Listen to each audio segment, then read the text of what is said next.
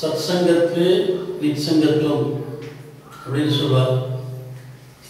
எனக்கு வாழ்க்கையில் சில அதிர்ஷ்டங்கள் உண்டு. அந்த அதிர்ஷ்டத்தில் பேராசிரியர் நாகமணி அவர்களுடைய தொடர்பு மிக குறைவு. இருந்தாலும் அந்த தொடர்பு கிடைத்தது எனக்கு மிகப்பெரிய அதிர்ஷ்டமாக கருதுகிறேன். தொழில் காரணமாக கிட்டத்தட்ட ஒரு 20 ஆண்டுகளுக்கு மேலே நான் அண்ணனூரை விட்டு வெளியூரில் தங்கியிருக்கும்படியாயிற்று. நான் அப்படி கிளம்புவதற்கு ஒரு 2-3 ஆண்டுகளுக்கு முன்னால் தான் பேராசிரியருடைய தொடர்பு எனக்கு ஏற்பட்டது. நண்பர் ஹரிகிருஷ்ணன், ரமணன், மதுரபாரதி, ராமசாமி போன்றவர்களாம் நாங்களாம் அப்போ 1970, 71, 20 வயது சிறுவர்களாக இருக்கும்போது தொடங்கிய அந்த நல்லூர் இலக்கிய மட்டம் தொடர்ந்து ஒரு பாசறையாக நடந்து கொண்டிருந்த போது பேராசிரியருடைய தொடர்பு முதலிலே எங்களுக்கு ஏற்பட்டது. எனக்கு நன்றாக நினைவிருக்கிறது. அவர் மாமல்லம் கார்பரேட் இருந்தார், வாடகைக்கு இருந்தார். நந்தனூர் தேர்ட் மெயின் ரோடில் வீடு கட்டிருந்தார். ஜெயித்தலை தமிழாசிரியர் நமக்கு நம்ம ஊருக்கு வராது அப்படின்னும் போதே இவருக்குள்ள ஒரு அப்போ ஒரு ஒரு ஒரு உற்சாகம், ஒரு கிழங்களுக்கு அவர் கிளாஸ் வகுப்பு நடத்தும் விதம் பற்றி நன்கு அறிந்திருக்கிறோம். ஏதோ அந்த நிகழ்ச்சிகளுக்கு வர ஆரம்பித்தார். நல்லூர் இலக்கிய வட்டம் கவியரங்கம் என்பது ஒரு பயிற்சி, இட்ஸ் அ ஜிம்னாசியம் என்று அவர் சொல்வார். அது எப்படி அப்படின்னா, அவரே தன்னை சொல்வார், நான் ஒரு தோஷஜன் என்று சொல்வார். அந்த கவியரங்கத்திலே நாங்கள் ஒவ்வொருத்தரும் படிக்கும் போதும் இவர்கிட்ட சொட்டு வாங்கவே, இவர்கிட்ட சபாஷ் வாங்கவே ஒரு துடிப்பு எங்கள் எல்லாருக்குமே அந்த ஒரு பரபரப்பு இருக்கும். என்ன எது கவிதை, இதில் எது சிறந்த கவிதை, இதில் எது கவிதை நயம் என்று அவர் எடுத்து சொல்லும்போது, இந்த கவியரங்கம் முடிந்த பிறகு, கவிதைகள் முடிந்த பிறகு அவர் பேசும்போது ரொம்ப முத்தாய்ப்பாக இருக்கும்.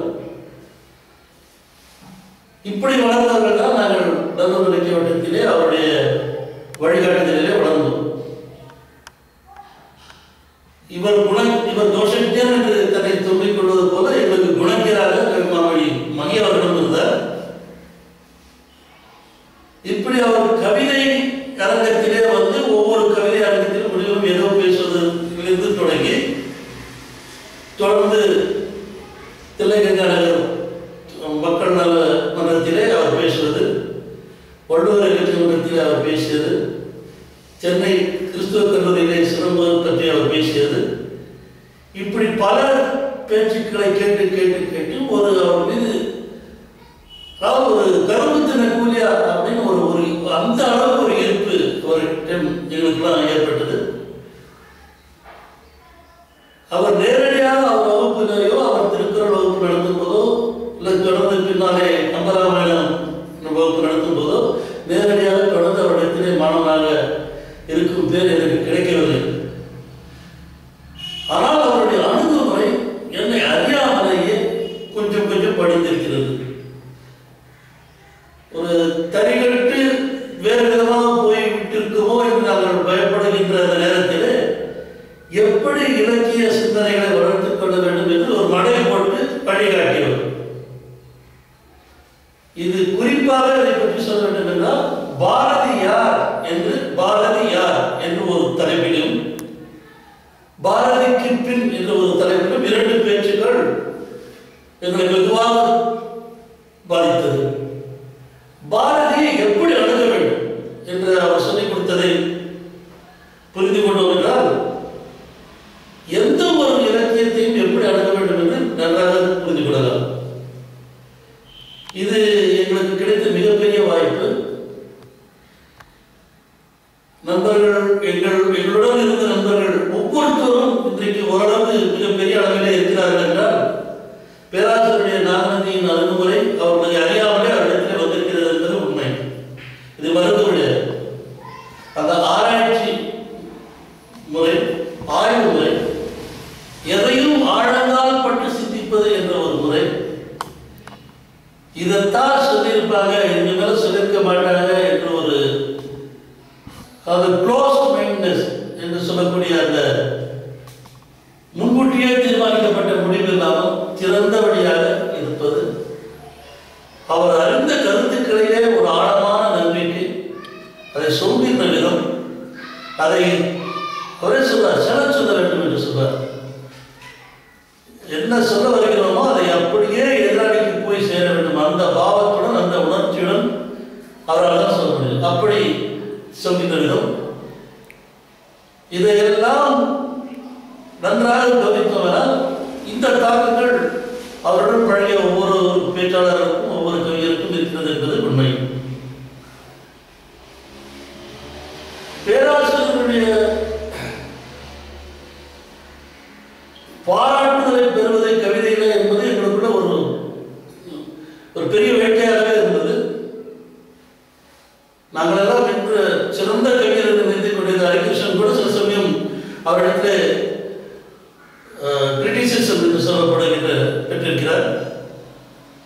நான் அவரை குறைவாக சொல்லவில்லை. எதற்காக சொல்ல வருகிறேன் என்றால்,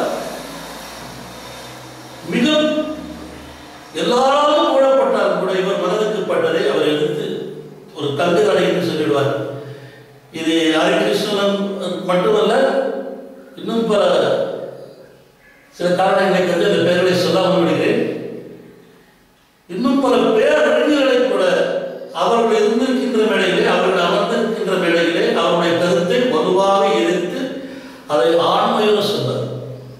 அதில் ஒரு தயக்கமோ ஒரு தயவதாட்சியமோ கிடையாது. அதே நேரத்தில் அவர் சொல்லக்கூடிய கருத்துக்கள் மாற்றிக்கொள்ள வேண்டியவை என்றால் அதை ஏற்றுக்கொள்ளவும் அவர் தயாராக இருக்கின்றார். அதையும் அவர் வெளிப்படையாக சொல்லியிருக்கிறார். நிரந்தரமான வருமானம் உள்ள ஒரு அரசு உத்தியோகத்தை விட்டு அவரே சொன்ன வார்த்தைகள், நித்தியகண்டம் பூர்ணாயுசு என்று இருக்கின்ற ஒரு தனியார் கல்லூரியிலே தமிழாசிரியராக பணிபுரிகிறேன் என்றால் இதுதான் தமிழ் பற்று. அப்படி என்றால் தமிழ் வெறி என்றால் என்ன என்றால், இப்படி தமிழ் பற்றுடைய என்னையே என்னுடைய இனத்தின் காரணமாக தமிழே இல்லை என்று சொல்வார்களாக, அதுவே தமிழ் வெறி என்று சொன்னார். இந்த கருத்தை அவர் சொல்லும்போது அன்றைய சபையிலே மிகப்பெரிய தமிழர்கள் ஒருவர் இருந்தார். இப்படி பல பல செய்திகளை சொல்லலாம். கடுமையான உழைப்பு, ஒரு பொருளை எடுத்துக்கொண்டால், ஒரு சப்ஜெக்ட் எடுத்துக்கொண்டால்,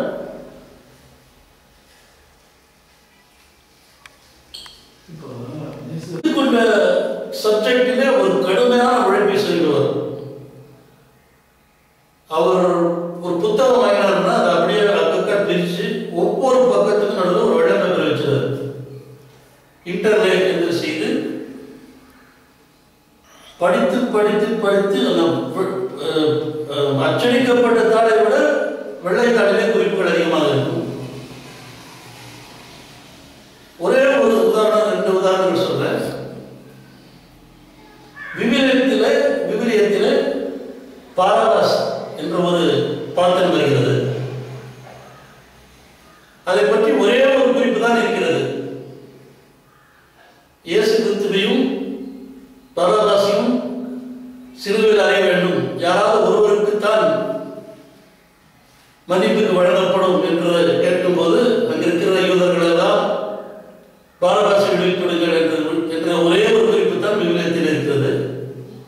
இந்த குறிப்பை வைத்துக் கொண்டு ஒரு ஓரங்க நாடகம் எழுதியிருக்கிறார். முழுக்க முழுக்க ஒரு ஓரங்க நாடகம். நிகழ்ச்சிகளிலிருந்து சிறிது பெரும்பாத அந்த நாடகம் எப்படி எழுதினார் என்று கேட்கும்போது அவர் சொன்னார், கனிவார ரெஃபரன்ஸ் லைப்ரரிக்கு போங்க, அதுல இந்த குறிப்பு இருக்கு, இந்த பக்கத்தில் அதுல இருந்து இன்னொரு குறிப்பு, இப்படி ஒன்றுக்கு ஒன்று கிராஸ் ரெஃபரன்ஸ் செய்வது என்ற ஒரு முறை எவ்வளவு கடினமான உழைப்பு என்பதை நீங்கள் புரிந்து கொள்ள. படைப்பாளிகளுக்கு தெரியும். அதுதான் நம்முடைய சிறப்பு. கிருதயுக வழக்கமாகோ என்று ஒரு இடத்திலே பாரதி சொல்கிறார். கிருதயுகம் என்றால் என்ன? அதோட மொத்த டெபினிஷனும் நிகழ்ந்ததை பாருங்க அப்படின்னு அவர் சொல்றார். இந்த பேஜில் நிகழ்ந்தது இருக்கு. அரக்கர்கள் இல்லாத காலம் என்று அதில் குறிப்பிட்டிருக்கிறது. அப்படியே சொல்றது. ஆக எந்த செய்தியை எடுத்தாலும் அவள் மிக ஆழ்ந்தா படவும். நண்பர்கள் குறிப்பிட்டது போல பல்துறை, பல்மொழி, பல விஷயங்கள். பார்த்தீனியம் பற்றி கேட்டால் அவருக்கு தெரியும். பைபாஸ் சர்ஜரி பற்றி கேட்டால் அவருக்கு தெரியும். ரீடர் டைஜஸ்ட் முழுக்க முழுக்க முழுக்க ரீடர் டைஜஸ்ட் அப்படி போற்றி பாதுகாப்பார். அதில் கிடைக்காத விஷயங்கள் இல்லை என்று அவருடைய ஆணித்தரமான ரீடர் டைஜஸ்ட் யாரோ எடைக்கு போட்டுட்டான்னு சொல்லி பல லட்சமே வேண்டது. இப்படி எடுத்து தொழிலை எடுத்த செய்தியை ஒரு தவமாக செய்யக்கூடிய பெருந்தகை அவர்கள். அதனால்தான் அவரால் அவர் போட்ட கருத்தின் மீது அத்தனை உறுதியாகவும் தெளிவாகவும் ஒரு ஆண்மைத்தனமாகவும் அவரால் சொல்ல முடிகிறது. அவருடைய கம்பீரமான நிலை அந்த 3வது மெயின் ரோடு முனையிலிருந்து 29வது வழியாக அந்த தூய வெண்ணிற ஆடை அணிந்து கருப்பு குடை ஒன்று கையில் எடுத்து அவர் ஜெயின் காலேஜுக்கு நடந்து போவார். அந்த வேகத்துக்கு யாரும் நடக்க முடியாது. அந்த ஒரு நிமிர்ந்த நடை நேர்கொண்ட பார்வை என்பது போல அத்தனை நேர்மை அவருக்கு இருக்கு. அதனால்தான் அந்த குரல் வளம், அந்த உருவ அமைப்பும், அந்த நடையும், அந்த வேகமும், அந்த தெளிவும், அந்த அறிவும் அவரை எங்கோ கொண்டு சேர்த்து உயரத்து. இப்படி நல்ல ஒரு பலமான பர்சனாலிட்டி, ஸ்ட்ராங் பர்சனாலிட்டி என்று இருந்தாலும் உள்ளத்தில் ஒரு குழந்தை போல இருந்தார். மிக நெகிழக்கூடிய சம்பவங்கள் பல உண்டு. 1972ஆம் ஆண்டு டிசம்பர் 25 நல்லூர் இலக்கிய வட்டத்தின் முதல் ஆண்டு விழா ராஜராஜேஸ்வரி பள்ளிக்கூடத்திலே நடந்து கொண்டிருக்கிறது. ஆற்றங்கரையிலே என்ற தலைப்பிலே கவிதை போட்டி. அதற்காக அந்த விழாவுக்கு நல்ல சிறப்பு அழைப்பாளராக தலைமையேற்று வருகிறார் கலைமாமணி கொத்தமங்கலம் சுப்பு அவர்கள்.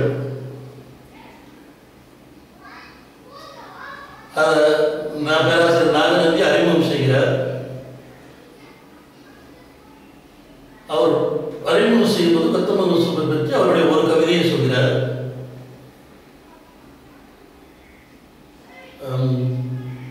கொட்டதுப்பி நட்டமாவும் பூத்து குறுங்குது தம்பி, கொம்ப வளைச்சு பழம் பறிக்க வீட்டுக்கு வாங்க, வேட்டை முடிஞ்சு போச்சு தம்பி வீட்டுக்கு வாங்க என்று 1944ஆம் ஆண்டு ஆனந்தவடன் தீபாவளி கலைஞர்களே வந்து ஒரு கவிதையை எடுத்து சொல்கிறார். அப்படிப்பட்ட பொன்னான கலைஞரினாலே நீங்கள் பரிசு வாங்கப் போகிறீர்கள் என்று. பிற்பாடு கொத்தமங்கலம் சுப்பு அவர்கள் பேசியிருக்கிறார். அந்த மீசக்காரர் அழ வச்சார் என்று சொல்லி 6 மணி நேரம் அந்த கவிதையை பற்றி பேசுகிறார். நடுவில் ஒரு இடத்துல கொத்தமங்கலம் சுப்புக்கு அந்த வரிகள் மறந்துவிட்டது. அவையிலிருந்து பேராசிரியர் எழுந்து நின்று, பாராங்கலில் நெஞ்சுறுத்த படுத்திருந்தீங்க, மாறாடத்தில் பள்ளம் வெட்டி மறைஞ்சிருந்தீங்க, தாராளமா வீட்டுக்கு வாங்க என்று அந்த வரிகளை முடித்துக் கொடுக்கிறார். கர கர கர கர கொத்தமங்கலம் சுப்புக்கு கண்ணீர் வருது. அந்த சூழ்நிலையிலே முதலில் ராஜாஜி அவர்கள் மறைந்து விட்டதாக செய்தி வருகிறது. இவர் பேச்சு முடிச்சப்பறம் அவருக்கு அந்த செய்தியை சொல்லலாம், சுப்பு அவர்களுக்கு இந்த செய்தியை சொல்லலாம் என்று பேராசிரியர்களுக்கு பணித்தார். அவர் பேசி முடிக்கும் நேரம் பவர் கட்டு கரெக்டாக இருட்டு வந்துவிட்டது. ராஜாஜிக்கு அஞ்சலி செய்வது போல இருள் எங்களை சுட்டுக் கொண்டிருந்தது. அப்பொழுது இந்த செய்தி தெரிவிக்கப்படுகிறது. கொத்தமங்கலம் சுப்பு அதுக்கப்புறம் ஒரு 20 நிமிஷம் ராஜாஜி பற்றி பேசினார். தொடர்ந்து இவரும் பேசுகிறார். அவர்கள் இருவர் மட்டும் கண்ணீர் செய்யவில்லை, இங்கிருந்த அத்தனை பேர் கண்ணீரும் நீர் சொல்கிறது. அந்த அளவுக்கு நிகழ வைக்கக்கூடிய தன்மை உடையவர். அவர் உரையாற்றும் பொழுதே தலைமுடி உள்ள பிரிதல் அனைத்தே புலவர் தொழில் என்பது போல அப்படி அனுபவித்து உரையாற்றுவார்.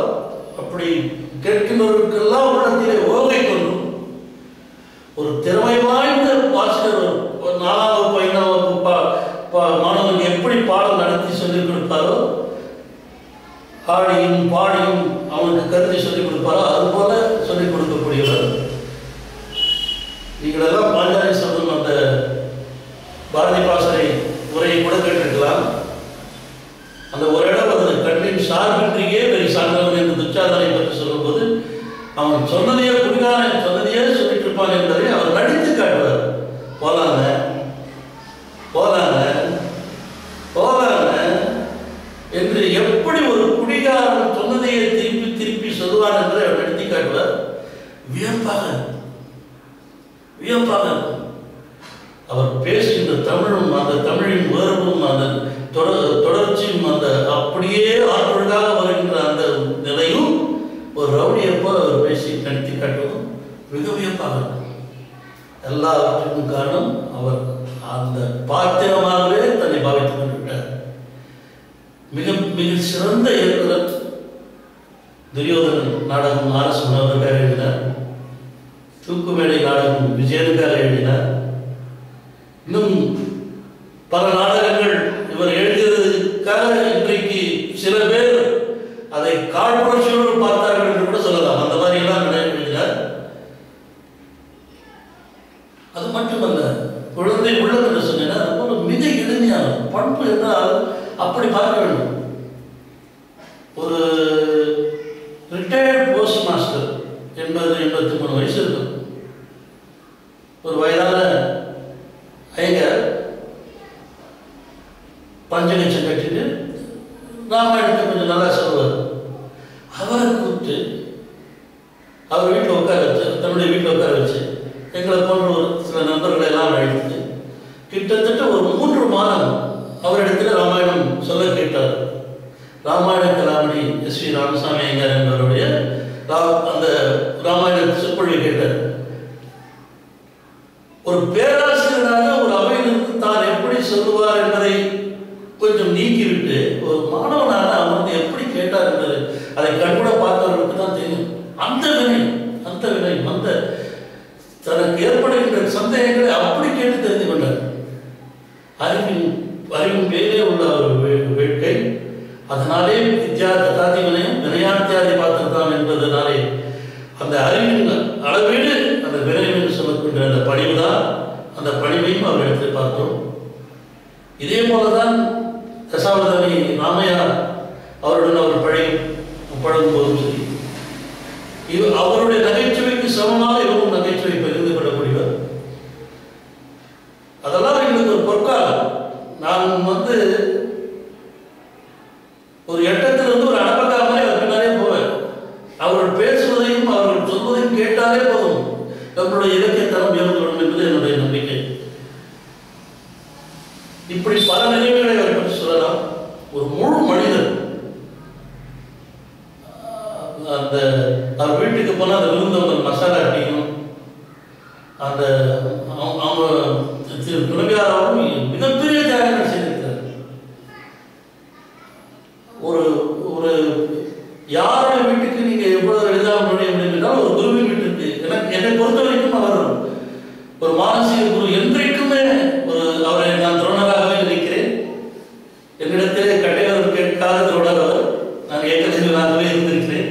நெருங்கி பழகிய வாய்ப்பில்லை.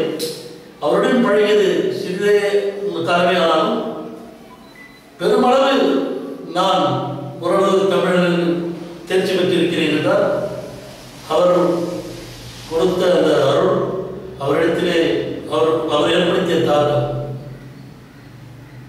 நண்பர் ஹரிகிருஷ்ணன் அவர்களும் இந்த ஹெரிட்டேஜ் அவர்களும் மிகப்பெரிய பணியை செய்து கொண்டிருக்கிறார்கள். தமிழ் இருக்கின்ற வரை பேராசிரியருடைய பேச்சுக்கள் உரைக்கும். அந்த வகையிலே இவர்கள் தமிழுக்கும் பேராசிரியர் நினைவுக்கும் என் போன்ற சாதாரண மக்களுக்கும் பெரிய பெரிய உதவி செய்திருக்கிறார்கள். அவர்களுக்கு நன்றி பாராட்டி விடைகிறேன். அமைகிறேன். நன்றி.